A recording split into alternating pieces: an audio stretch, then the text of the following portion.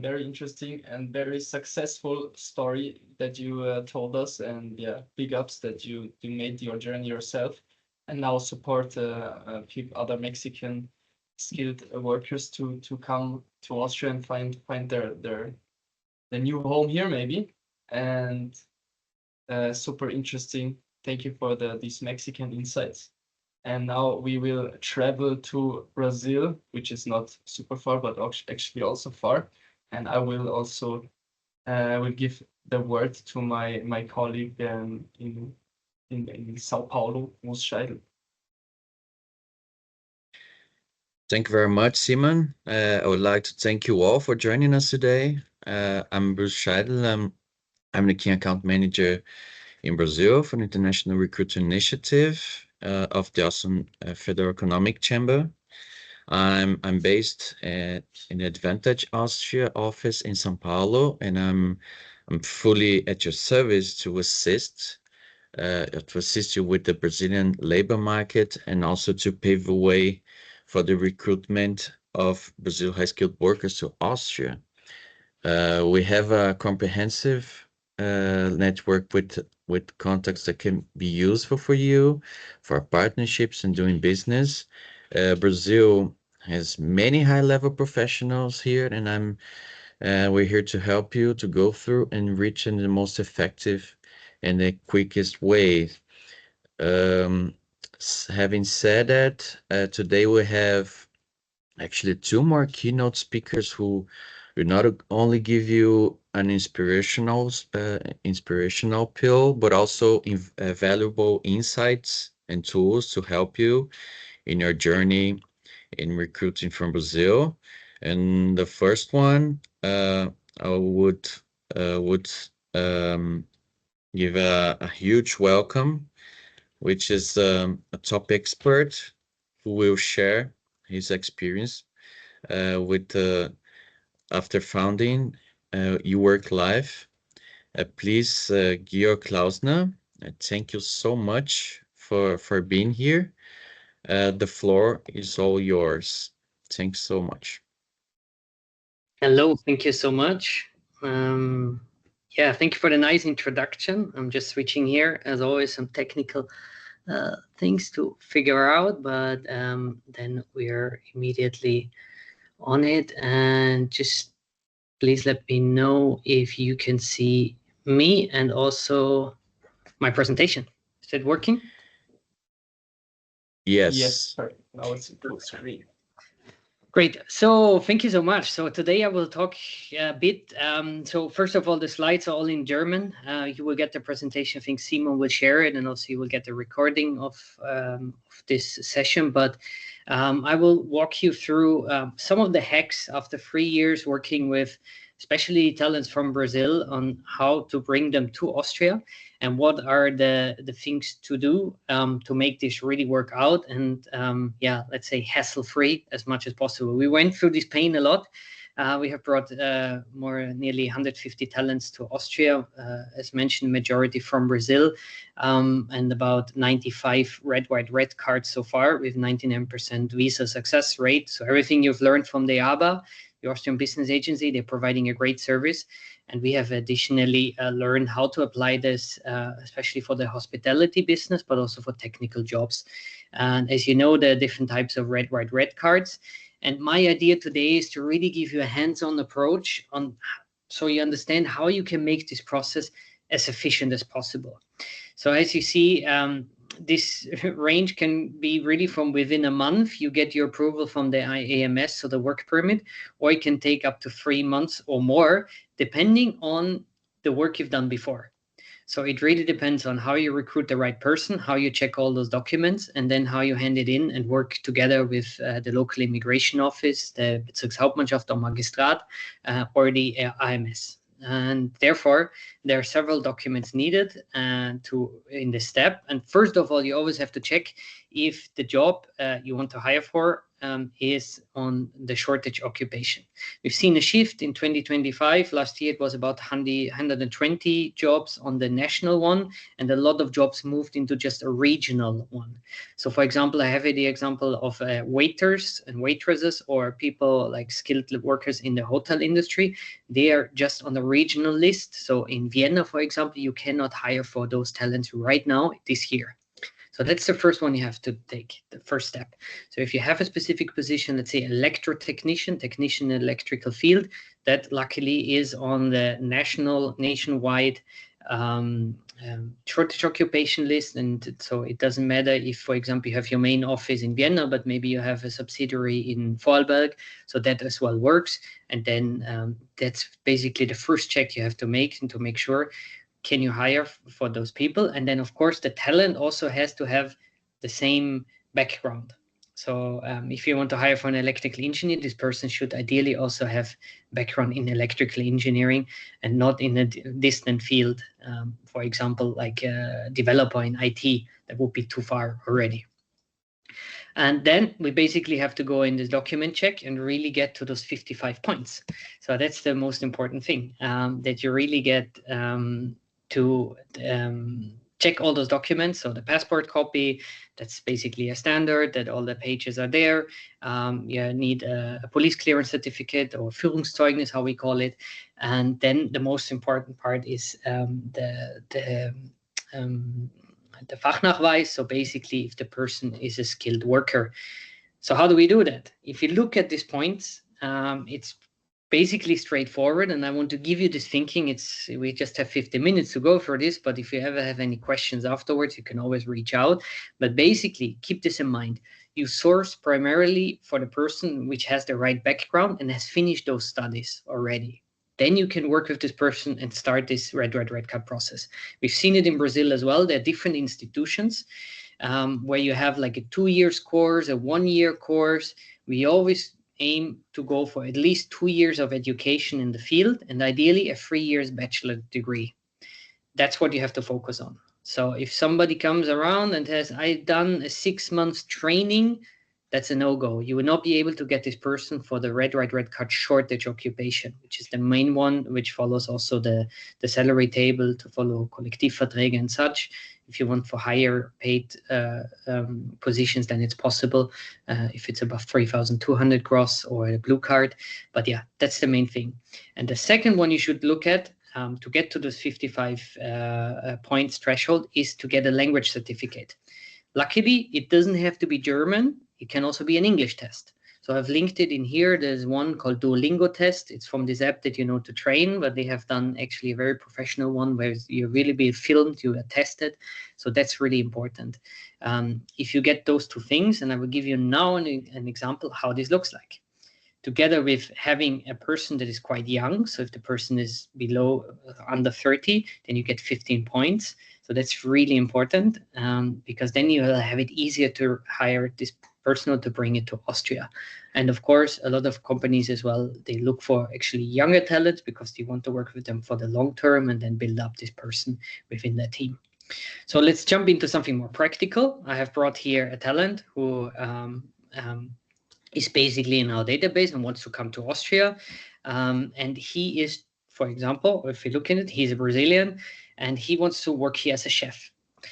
This example also works in other industries as mentioned, but here we go into gastronomy. And if you look into the CV, so this talent is 28 years old and has a bachelor's degree in culinary, or actually international chef in patisserie. But it goes into this area and it's Universidade do Vale do Itajaí. So that's really a national university. And with this already, we have 15 points for the age and 30 for the education in this area. So that's already 45 points. And now he mentioned as well, he's English, fluent in English, and has a German B1 certificate. So actually, if this candidate delivers us both certificates, we are way above the threshold of the 55 points. If he just can deliver the English or just the German, that's also fine because we are above this threshold of the 55 points. So that's basically how we approach it. We receive a lot of talents who are not at this stage. Let's say they don't have the right language skills. They don't have the certificate. they are still studying. That, of course, is not a no-go. It does not mean that this person cannot come to Austria. It just takes more time. So if you build up a talent pool and you have talents that don't qualify yet, of course, we try to keep in touch as well. If you build it up for your own company, this talent pool, we advise that you build up strategies so these people can be trained and the future state can then be migrated and moved to Austria if they're still available. And then, of course, it's also good to deliver some of the work certificates or worksheets or workbook. That, of course, helps as well for the IMS to do an assessment and look into, has this person also worked in this area? But if you're already above the 55 points, it's not the deal breaker if you just deliver a year or half a year of experience, and because sometimes those documents are maybe not available anymore. So those are really the most important ones to hire. Now I want to give you a bit of a different part. So that was just a bureaucratic part that you really have to follow if you hire from third countries or from Brazil in that sense. What do you have to do internally to make this work out? I've mentioned it. We have so you have to look at a lot of CVs and a lot of people to filter out the right ones. It's a bit like this funnel that you know from a marketing funnel, or if you have a talent funnel, it's really important. The more talents you have in your database, the easier you will find out the ones that really qualify for the visa, and also really the ones motivated to come to Austria. Luckily, we have a different market in Europe. We're all fighting for the same talents, and we have a shortage due to our changing demographic structure.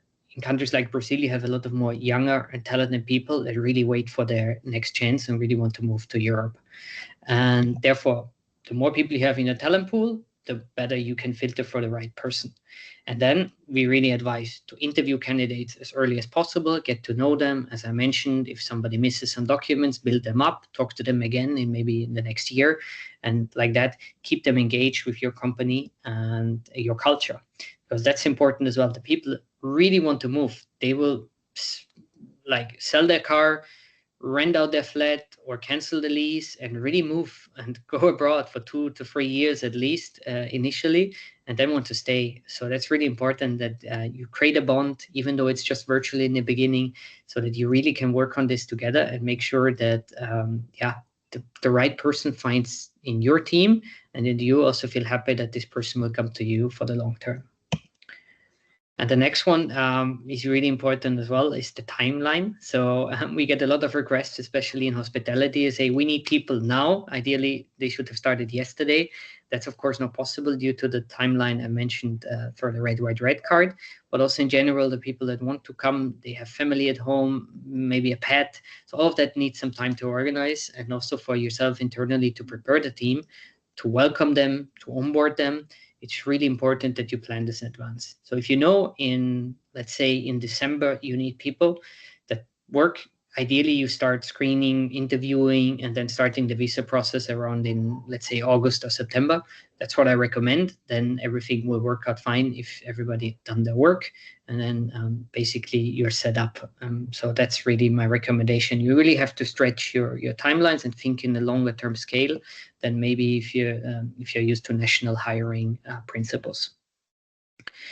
And then very important is to build up those capacities that I'm just mentioning. So really about like how to do the red card, how to interview people from abroad, culturally as well, about a bit of this awareness.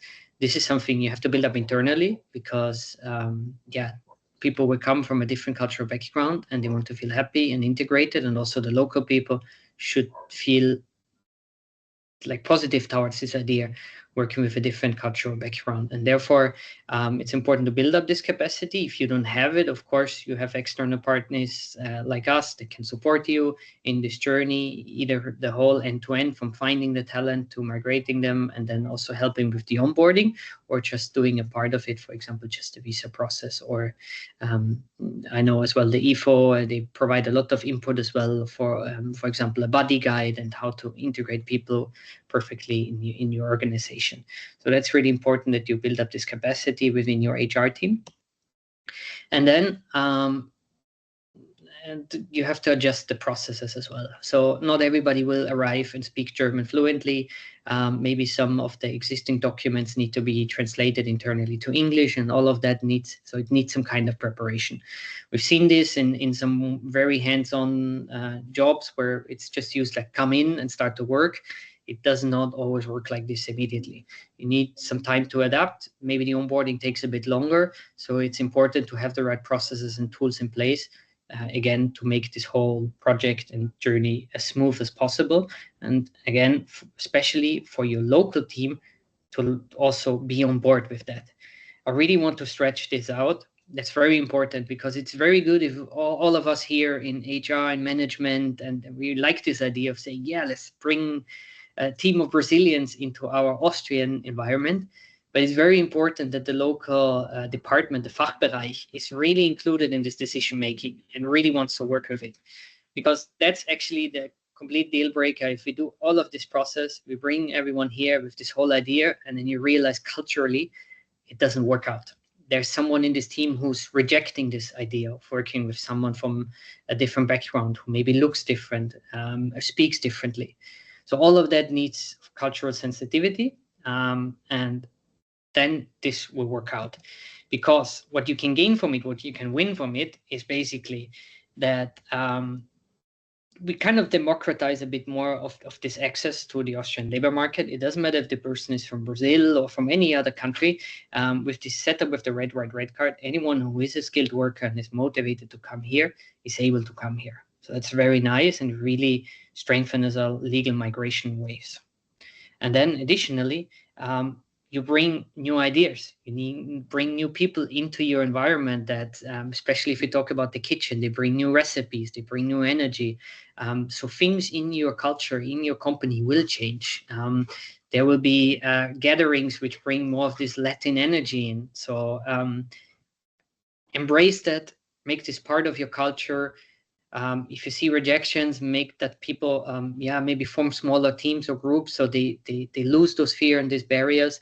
And especially as well, if we talk about Brazilians, majority of them are really outgoing, extroverted. They want to come here and also be part of the team and not just be a worker and just like be here for the work. They also want to contribute with their personality. So embrace that if you choose to work for Brazil or Latin American teams or talents. So that's really important, because with all of that, what we build is a more diverse and inclusive society. It starts with your company, but that spreads out in your neighborhood, in basically around your company, the teams that go home and also are used to work now with internationals, which maybe a few years ago was not that common. So that's really my message I want to give to you. It's a wonderful experience. And yeah, we are here, of course, to support you. And as mentioned, I will provide the presentation afterwards. And that's it basically from my end. Thank you so much.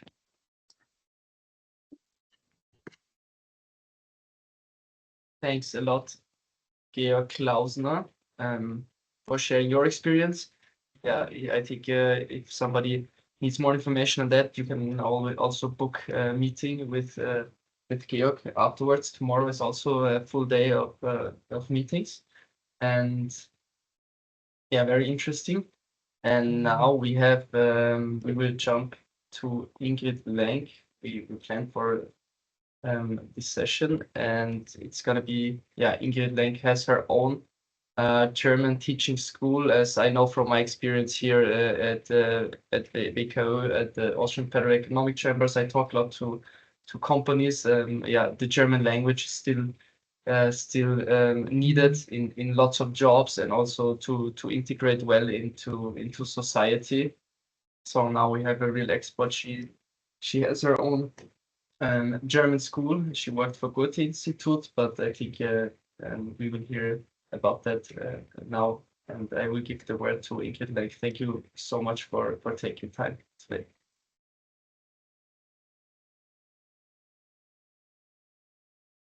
Thank you. Can I begin now, Bruce, or do you want to say something before?